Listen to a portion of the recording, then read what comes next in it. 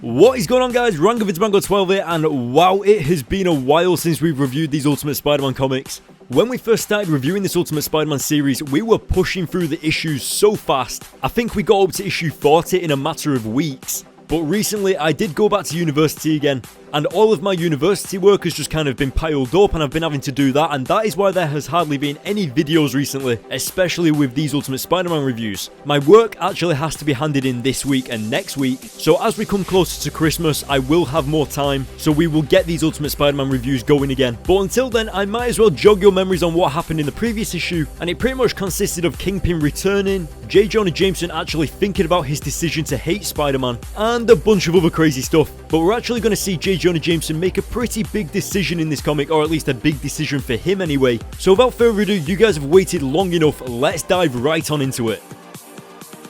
The issue kicks off with us joining J. Jonah Jameson in the parking lot of the Daily Bugle, where Kingpin's muscle are actually waiting for him. And some of you guys might have actually forgotten this by now, but in the previous issue, the Daily Bugle discovered that Sam Bullitt, who is running for district attorney, is actually really good friends with Wilson Fisk, and he's actually a really bad person. So these guys are here to make sure that J. Jonah Jameson continues to back Sam Bullitt in the campaign for him becoming district attorney. And of course, it's our classic friends of Montana, Ox, and Fancy Dan. Now, there's something about these few pages that really strike me with J. Jonah Jameson, and it's the fact that for once he's actually speechless, but I'm not too sure whether he's actually speechless because he's scared or whether he just knows how to handle these situations by being quiet. And that's when we get the surprising discovery that the entire time Spider-Man was actually in the room whilst this was going on. And it was in brilliant Spider-Man fashion because he was there to tell J. Jonah Jameson off for putting lies about him in the paper and trash talking him and everything like that. And it just so happens that these guys were there as Spider-Man got there. Something that I absolutely love about this situation that Spider-Man finds himself in is that he actually went there to tell J. Jonah Jameson off, and now he actually has to save him from these guys. So now he has to save someone that he technically doesn't like. And I thought it was just amazing the way that he literally does not respect J. Jonah Jameson at all. When he's saving him, he literally picks him up and throws him to the other end of the room to keep him safe. He doesn't swing over and place him down, he launches him across there. And that also ties in with a sense of humor that goes with Spider-Man as well, and I loved it.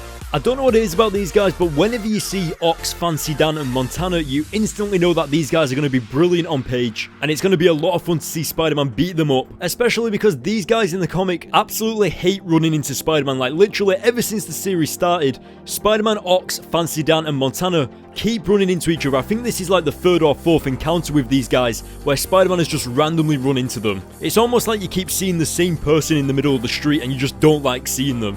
It's really awesome. Now, something that's been popping up in these comics recently is Spider-Man going on about how these guys have been escaping prison, even though they've been doing things like murdering people, causing crimes, shooting guns off everywhere and everything like that. And I think it's pretty evident that this really gets to Spider-Man, most likely because Spider-Man is the one that's putting them in prison, and then the next day they're back out of prison again, and it's just like, how the heck are these guys doing it? Now, Spider-Man actually just got shot there, but did he actually get shot, or did he just get like a bullet graze or something like that? Because it seemed like it really knocked him out. But one of the things that I love about J. Jonah Jameson is that at the end of the day, he tells the news. He's a reporter. He makes sure that the public know what's going on. And I just love how he pulls out that recorder and just starts interviewing these guys, and they're just all stood there in confusion like, what are you doing? It kind of puts him on the spot all of a sudden, because now J. Jonah Jameson has physical evidence about what the Kingpin was trying to do to him. And not only that, but now these guys are on record as well for committing a crime. Something else that I thought was absolutely brilliant, and something that I actually feel like maybe scarred Peter Parker, was when he gave one of these guys a wedgie. Now obviously that sent shivers right down Peter Parker's spine, because he's pretty much spent his entire life getting wedgies off Flash Thompson.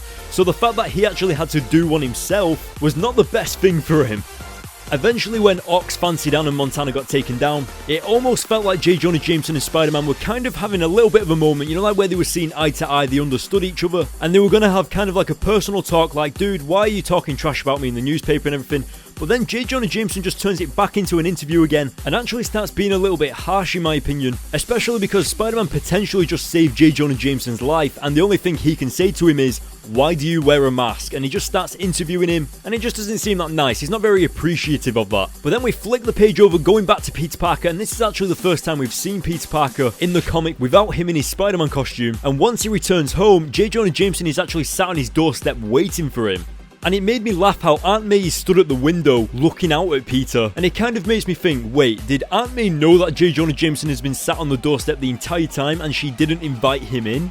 Just kind of like left him out in the cold? Aunt May seems a little bit sinister right now.